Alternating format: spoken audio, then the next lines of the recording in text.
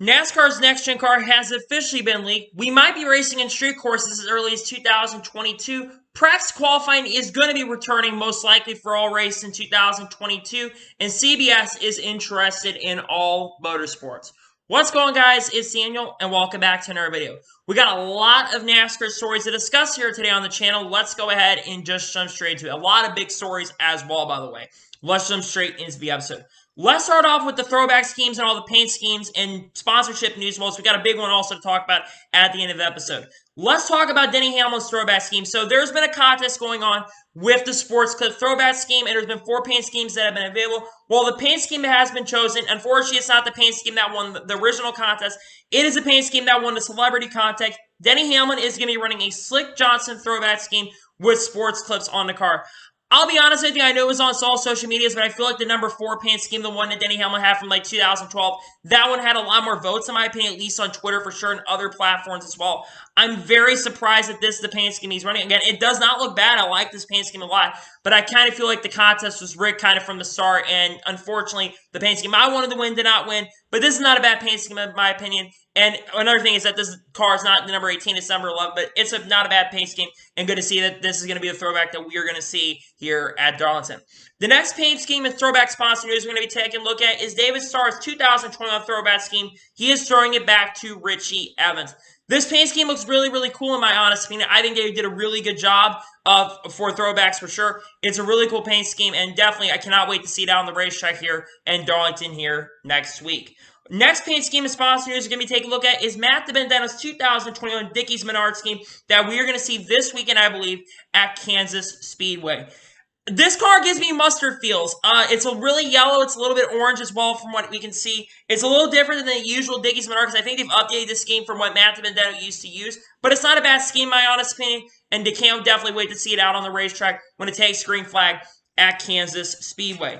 The next paint scheme and sponsor news we're going to be taking a look at here is Kyle Busch's 2021 M&M's mix scheme that we are going to see this weekend at Kansas Speedway. Once again, Kyle Busch is running a different M&M scheme. He's been not really running the same paint scheme every week. He's been changing up the paint schemes every week. But again, I think that they've done a really good job with the M&M scheme so far, and this one's no exception. This one looks awesome. Can definitely not wait to see it on the racetrack. I definitely am looking forward to this paint scheme for sure to be out on the racetrack. I think they honestly did a very, very good job on this paint scheme. The next paint scheme and sponsor news we're going to be taking a look at is Michael and S 2021 Darlington throwback scheme.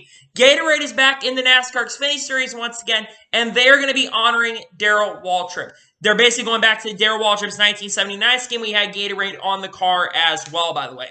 This paint scheme looks awesome. I definitely think they did a great job remembering Darrell Waltrip. They did an awesome job, and I definitely really looking forward to seeing this paint scheme. A lot more throwbacks are going to be continuing to get revealed here as we continue on. I think they did a really good job on this throwback, though, for sure.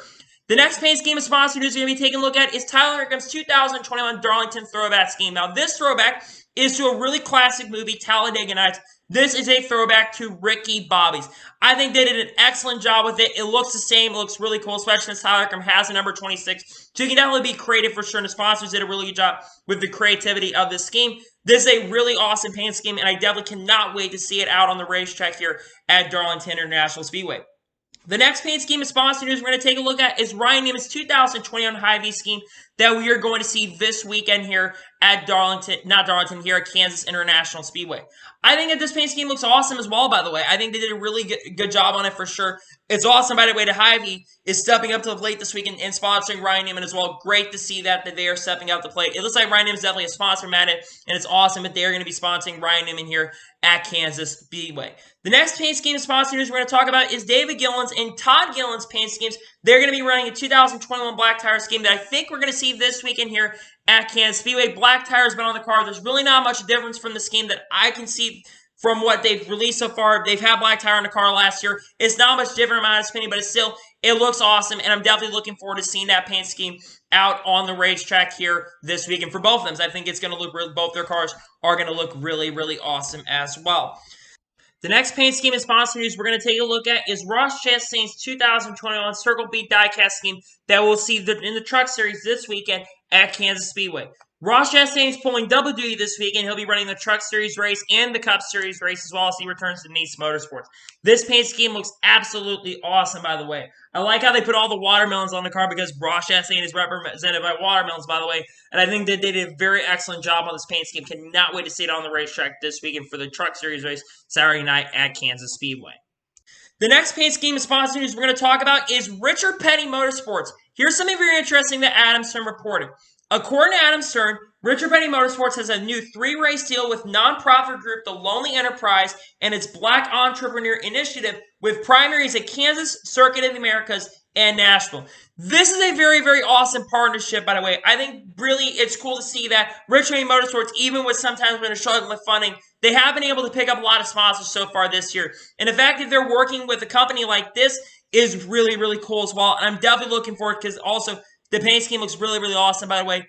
And I'm definitely looking forward to see what is going to be happening for foreseeable future because hopefully this will give them some luck because the fact that they pick up a lot of sponsors is really awesome. And it gives them really awesome funding going forward. And now we're going to talk about the final sponsorship in paint scheme news. And we're today talking about Valvoline.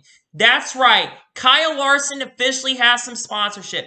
Here's the reports. So Valvoline is going to become a primary sponsor for William Byron and Kyle Larson for this year in 2021. Kyle Larson is going to have him for 3 races this year in 2021. They will sponsor him at Nashville, Daytona, and Bristol later this year. And they are going to sponsor William Byron for 2 races this year at Darlington and the Charlotte Roval. Kyle Larson, it's been rumored for a while from behind the scenes that Kyle Larson has been looking to get some sponsorship for himself. He's had a few races this year with different sponsors. I think he was sponsored by Freightliner for 2 races, and I can't remember the other company that's Cincinnati Incorporated sponsored for 2 races as well. But he so far had 4 races that didn't have Hendrick cars or that other company that he's been working with. This is awesome to see if Kyle Larson is finally picking up sponsorship, by the way, outside of NASCAR. I think sponsors are looking at his performance and looking at his activism, what he's been doing on and off the track. I think Kyle Larson has changed, and I think it's really awesome that Valvoline is working with them, and really awesome to see that they are working to work with Kyle Larson. I think we're going to start seeing more sponsors work with Kyle Larson in the foreseeable future, and I'm definitely looking forward to that, and I'm becoming more and more excited every day about sponsorship news regarding Kyle Larson. I think there's going to be a lot more of that coming around here very, very soon. And now we're going to jump on to all the other major NASCAR stories that we discussed here today on the episode. Let's go ahead and just jump straight into it. We're going to start off with Dryden, as they're going to be sponsoring the Cup and Xfinity Series races at Dover this year. Dryden has been a partner of Dover since around 2017, if I'm not mistaken, and they've sponsored other races in NASCAR in the past. But I think it's really awesome that Dryden is going to be sponsoring both races this year. Great to see that Dryden is continuing to partner up with Dover, and great to see this news overall for sure. Great to see that Dryden is continuing to partner up with Dover International Speedway. And now we're going to jump on to the next story of today's episode, as we're going to talk about Grant Infinger. As Grant Infinger is going to be returning to CR7 Motorsports for this upcoming weekend Truck Series race at Kansas Speedway. Remember, Grant Infinger is running, I think, 12 or 13 races in the Truck Series this year of the 90-18 team, but he's already ran earlier this year with this team at Las Vegas and got a top 10 with them. Grant Infinger, unfortunately, he's probably not going to be eligible for the playoffs because he's not been able to race every single race this year, but he's been able to run a majority of races this year, and he's been super, super competitive throughout the year. And he was able to get a top 10 with these guys the last time that he raced them with CR7 Motorsports. So to me, it's really awesome that he's returned to CR7 Motorsports. I think ultimately the goal for Grant is to try to get a top 10 and show that why and continue why to show that he should have been the guy that been able to keep full time and not certain drivers at Thorsport. Because in my honest opinion, I think that Grant Infinger is a very fantastic driver, and I'm definitely looking forward to see what he's going to be doing with CR7 Motorsports at Kansas Speedway. And now we're going to jump on to the next story of today's episode, as we're going to go ahead and talk about the SRX. As Bob Pockrass reported, the SRX has formed a partnership with the AMR, which is the American Medical Response. I think that's the name of the company. I don't remember exactly how it goes, but they've partnered up with AMR. They actually, for those who don't know, AMR is a partner with IndyCar and NASCAR, so it's really cool that they formed a partnership with AMR. SRX is definitely continuing to build more of a brand. They've picked up some pretty big pieces like Haley Deegan earlier this week, and now they've partnered up with AMR, which is a really big medical team as well. Great to see that they've partnered up with them for sure, and I'm definitely looking forward to see how that goes for them in the foreseeable future. Now we're going to jump on to the next story of today's episode, as we're going to go ahead and talk about Matt Mills. As Matt Mills is going to be officially making his NASCAR Cup Series debut this weekend here at Kansas Speedway, driving the number 55 for BG McLeod Motorsports or Live Fast Motorsports. It looks like Live Fast Motorsports is going to be expanding to a two-car operation. Usually Live Fast Motorsports is a one-car operation, but this weekend for Matt Mills, who's been driving for BG McLeod Motorsports in the Xfinity Series, they're expanding to two cars and letting Matt Mills drive. I'm very intrigued to see how Matt Mills is going to do. I don't think he's going to be very competitive, to be perfectly honest with you, because he's not a bad driver, in my honest opinion, but he's really never been that great. Yes, BG McLeod Motorsports equipment in the Xfinity Series and Skull Racing's equipment is not really the greatest, if we're going to be honest, and Live Fast Motorsports equipment is not that fast, but I really don't think Matt Mills is going to do much of them. It's just my honest opinion. I really don't think he's going to do much, but it's awesome that Matt Mills is for sure getting an opportunity to race in the Cup Series for the first time and get that opportunity, because just in case, the future, if Live Fast Motorsports isn't once again go up next year, maybe they could put Matt Mills full-time in that 78 car. That's probably what they're doing, to try him out in the Cup Series to see how he's going to do, and I'm intrigued to see what he's going to do. But yeah, Matt Mills is be making his NASCAR Cup Series debut this weekend here at Kansas Speedway. And now we're going to go ahead and jump on to the next story of today's episode. We are going to be talking about practice and qualifying. That's right. Someone had asked Bob Pockers a question regarding about practice and qualifying, and he said that he expects practice and qualifying to return for most, if not all, races in the 2022 season. This is really, really excellent news. In my opinion, I really never understood why we got rid of practice qualifying for most of the races this year for the 2021 season. It didn't make sense. IndyCar and Formula One and every other motorsport in the world and in America, they all basically have practice qualifying every week. And I just never understood, at least for this year, why we didn't bring back. I understood last year why we did not have practice qualifying, but this year we should have been able to bring back practice qualifying for every single race. You can check the tech in these cars. That incident with Kyle Larson this weekend at Talladega would have never happened, and that could have been 5 minutes fixed in 5 minutes. Plus, it also helps sponsorship as well in the TV contract, because I believe the TV's been really, really pushing for practice qualifying to come back. The only reason we have iRacing right now is because we do not practice qualifying for pretty much every single week. I really have been pushing for it to come back. It needs to come back 100%, and it's great news for sure, because in my honest opinion, practice qualifying is great. It's great for the weekend as well, especially since probably fans are going to be fully welcome back by 2022.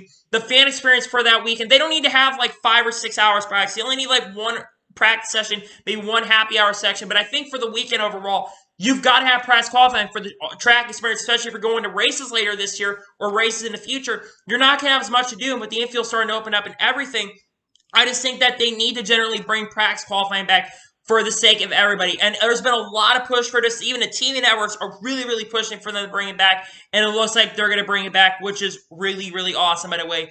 And definitely some really awesome news for sure in regards to practice and qualifying. And now we're going to go ahead and jump on to the next story of today's episode, as we are going to be talking about CBS Sports and their interest in auto racing. According to Adam Stern, he reported last night that CBS chairman Sean McManus told Sports Business Journal, if auto racing rights come up, we'll take a look at them. If the advertising interest is usually pretty strong, so if it works from a business standpoint, we would definitely take a look. Now, really, a lot of this started because IndyCar's contract this year ends at the end of 2021, and there's definitely some conversation behind the scenes that NBC could definitely return to IndyCar, but definitely CBS is opening up. It really does not surprise you that they're becoming more and more interested in motorsports. Just look at this year. They picked up Formula E this year for their coverage, and now they have picked up the SRX. And think about this. It's no coincidence they've picked up 4 people in the NASCAR scene. Lindsey Zarniak, who worked NASCAR and TNT and worked this past year until the end of 2020 after COVID left with NASCAR and Fox. Brad Doherty, who's working NASCAR and ESPN, and now is working on NASCAR and NBC. Alan Lebesque, with lead commentator, has been a commentator for a very long time. Was basically with, NASCAR and TNT then. Was on TBS. Like I said, went to TNT. Then he went over to NASCAR and ESPN and became the lead commentator in 2011. And he remained at ESPN until 2018. And now he's once again working with the SRX. And then Matt Yoakum, who's been a pit reporter forever and until this past year when he was fired at the end of the 2020 season. But now he's back in the SRX. I think it's no coincidence that they're picking up people like this, because I think that they are very interested, CBS is, very interested in bringing motorsports back. There's one negative, in my opinion, though, is it comes to the YouTube rights and stuff, because Viacom owns. I feel like that could be an issue for YouTube or upload rights stuff, but I think NASCAR could definitely figure that out as well. But I think that the fact that CBS is becoming more and more interested in motorsports in general, I think is definitely really, really exciting for sure, because I think really we've kind of grown tired of Fox's crap at times and NBC's crap at times, and I think fans really want CBS to come back, and I think it's going to be really interesting how the SRX looks with the coverage, because if they do really well with the coverage later this year, I think more people are going to be really excited. Now, if IndyCar is to move over to CBS, I like to see either Alan Bestwick take over the lead or just bring the guys from NBC over to CBS. I'd like to see that. Maybe bring some of those guys over there for sure for those upcoming events, but that's something we're going to have to watch going forward if IndyCar is not to move to NBC. And I think that this is something we have to continue to watch is the CBS talks, because the TV contracts for NASCAR, those negotiations are only about 2 years away from happening, as they're going to start beginning probably as early as the middle of 2023. So we're only about 2 years from those TV contracts starting to happen. And with the situation that's been going on at NBC, with NBCSN basically shutting down at the end of this year, that conversation is definitely increasing as we speak right now. And we're going to have to continue to watch this as time goes on. But we're going to have to watch to see if CBS continues to be more intrigued in NASCAR going forward, because I think that that's a big thing, because CBS is definitely the number one priority right now. And the fact that they're working with the SRX at this moment is really, really important to know.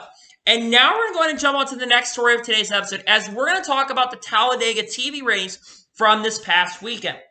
According to Adam Stern, Fox Sports earned a 2.81 rating and 4.701 million viewers for Sunday's Geico 500. This is up 4% from 2019 and one of the highest races since last year's May Darlington event after the pandemic break. We had really good ratings for that, by the way. But these Talladega TV ratings are absolutely win. Remember in the beginning of this year when the ratings were absolutely down after Daytona 500?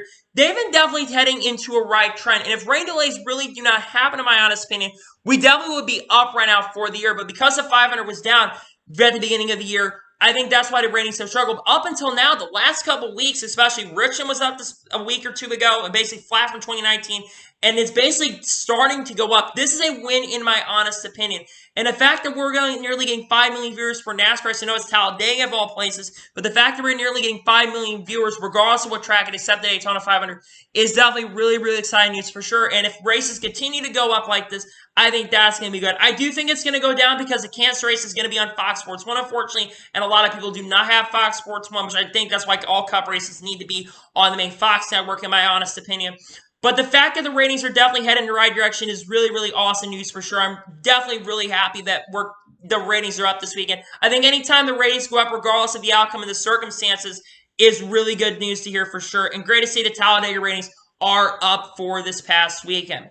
And now we're going to jump on to the next major story of today's episode, as we're going to talk about street courses regarding the future. According to Adam Stern, once again, NASCAR is exploring running a real-life street course circuit in Chicago in the coming years. The earliest it would happen is in 2022, but planning is still in the early to middle stages, and it's possible the project could end up getting delayed to the future. I think it's no coincidence. We've been talking about it, a couple times, as a matter of fact, that NASCAR has been really, really intrigued of going back to street courses. This has been reported even as early as the end of 2020, and they're thinking about maybe running in Toronto this year in 2021, but because of COVID, they were not able to do that, and we were not able to race in the streets of Toronto, which just could definitely happen in the future as well if that happens, but we'll have to see. And it's no surprise, NASCAR is not new to street course racing, by the way. They ran a couple of Southeast races a couple of years, back in the 1990s and the early 2000s, if I'm not mistaken. And they've also had raced in the Penny Series on street course as well. So this is nothing new for sure. But is NASCAR going to basically build a new street car? That's a big question right there. But I definitely think there should be a lot of excitement around this, because NASCAR really wants to, if they really want to, they really want to bring their product to the fans. Fans have to basically navigate almost an hour, especially if they live the area. They have to navigate an area. Now you can bring it to the city, and not only can you attract those hardcore fans to the area that you're trying to bring them to, but you also can attract casual fans as well. And if they enjoy the product that you're bringing, the racing product that you're bringing, I think that would be really good for this work, because we can gain new fans if you can attract those new fans as well that really enjoy the street course races. Because I can tell you what, man, I've been really saying that we need a street course race. Again, when do I think there's going to be a street course race that's going to happen? I'm going to be perfectly honest with you. I do not think it's going to happen in 2022. I just think with the fact that they're saying that it's in the early development in the middle stages, and with COVID still being around right now in this country, though it could be gone by the end of this year, with COVID still being around, I don't think that we're going to see any sort of street course racing until 2023, but I do think that in a few years' time, we will see street course racing on the Cup schedule. NASCAR said they're no shy anymore. They're definitely intrigued to change up the schedule and make some big moves with the NASCAR schedule, and we're going to have to watch and see what goes on going forward, but this is definitely really exciting news for sure. I'm definitely really would like to see how a street course race would play out, because if the product's good, that's great, but if the fan experience is better, I think that's the most important thing, is going to be the fan experience of street course racing. Yes, the racing product is going to be important, but the things around the city is going to be what's really, really important too, in my honest and sincere opinion. And now we're going to jump on to the final major story of today's episode, and the big one of today's episode. We are talking about the next-gen car once again. Now, apparently the next-gen car has been leaked. The Ford and the Chevy bodies have officially been leaked. They were leaked on Discord last night, and they were posted on Reddit this morning. First of all, the person that posted that, whoever's in NASCAR, if they were intrigued to post that early, they're probably going to end up getting fired. Because remember, the next-gen car was not supposed to be revealed 100% till May 5th. But someone had the gun shy to basically reveal the next-gen car. But let's talk about the next-gen car a little bit from the images that you've seen on the screen. These next-gen cars, man, look absolutely beautiful. That Ford looks like a late model, and that's a nice thing to see, by the way. That Ford back there in the back of that screen looks really, really awesome, by the way. And also you notice on these cars as well, there is a smaller spoiler on the back of the car as well. I'm wondering with the next-gen car announcement that is going to be coming, I'm wondering when we hear all the reports, I wonder if they're going to be running separate packages, maybe like the Super Speedway package we've been running, even though there's been talks that might be changing here. That could happen as well.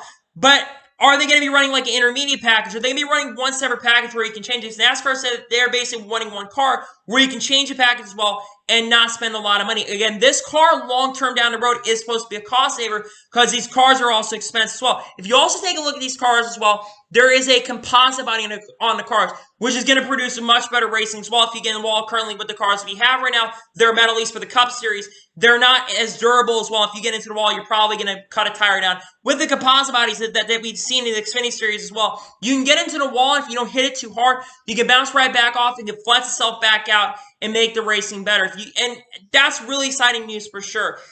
Man, I can definitely tell you what, May 5th got a little bit less exciting for me, but I'm still definitely really excited to hear all the details of the car, because when we get all the full official details of this next-gen car, I can definitely tell you right now that there's going to be a lot of excitement from everybody, because I think that we're going to see a lot. But by the way, I just wanted to say, man, these next-gen cars look absolutely incredible. They look absolutely awesome, and I think that they're going to be really good to see for sure, because, again, I can tell you right now, really, I definitely had my doubts about the section car points, but with them, what we've seen so far, we've seen some of the Toyota leaks as well, and now we've seen the Ford and Chevy leaks. By the way, both cars, like I mentioned, they look absolutely incredible as well, and I think that they're going to be very fun to see, because we'll talk about all the details, because so we know some details.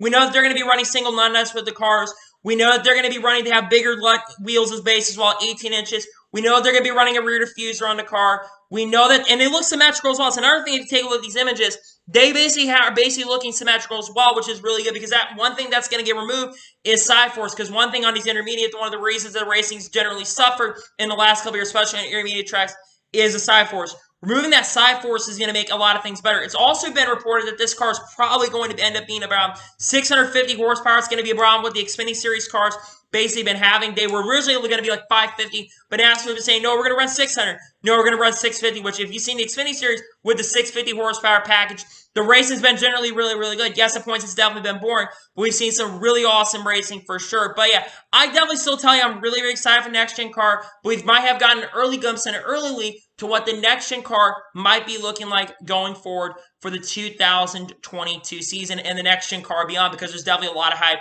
for this next-gen car. So, anyway, that is going to be it for today's long NASCAR news video. I want to thank you guys for watching. Please like, subscribe to the channel, turn notifications so you be notified when a video does go live on my channel. Follow me on Twitter, Facebook, and Instagram, and support me on Patreon as well. Links description below for that, and comment your thoughts on today's video. What are your thoughts about the next-gen car leaks? Are you still excited about May 5th or not? Let me know in the comments below. And what are your thoughts about all the other major NASCAR stories that we discussed in today's episode? Let me know in the comments below. Like I said, if you enjoyed today's video, make sure you like so YouTube can recommend more of these great videos out to you guys. If you do that, I'd be grateful and surely appreciate that. Anyway, like I said, I want to thank you guys for watching today's video, and I'll see you guys next time for some more great and awesome NASCAR content. Take care, everybody.